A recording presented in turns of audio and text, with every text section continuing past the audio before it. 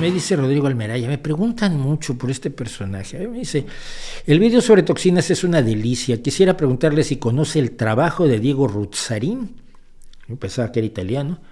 ¿Y qué opinión tiene al respecto? No tengo ninguna. Mira, yo sé que es un mexicano que habla. Por otro lado, la mayoría de los mexicanos hablamos, salvo los mudos y los muertos.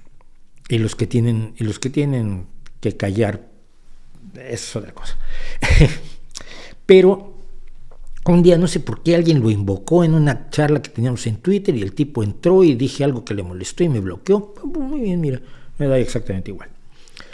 Pero ayer por curiosidad, por mera curiosidad, vi un video de Diego Ruzzarín diciendo que Estados Unidos quería intervenir en México.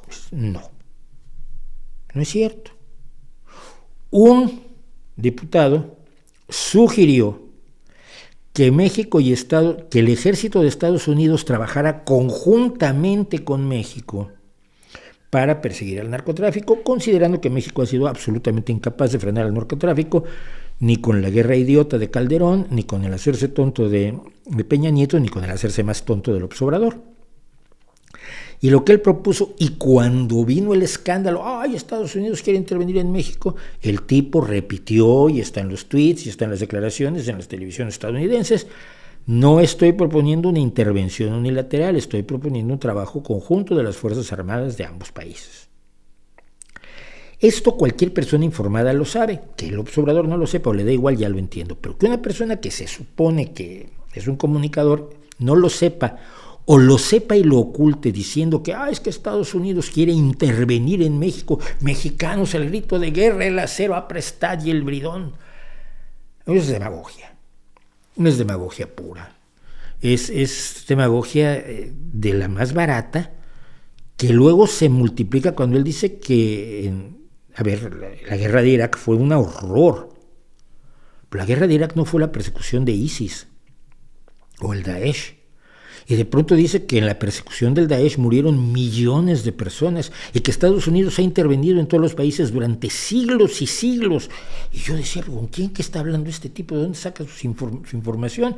Estados Unidos no puede intervenir durante siglos y siglos porque tiene 200 y tantos años de existencia y sus intervenciones, pues francamente, comienzan ya avanzado el siglo XIX. Estamos avanzado en el siglo XIX, sí.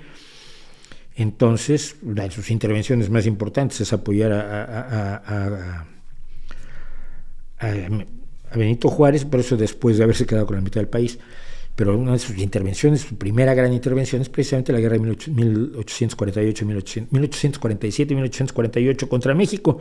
Y de entonces acá no han pasado siglos, ha pasado 1 siglo y 80 años, poco menos.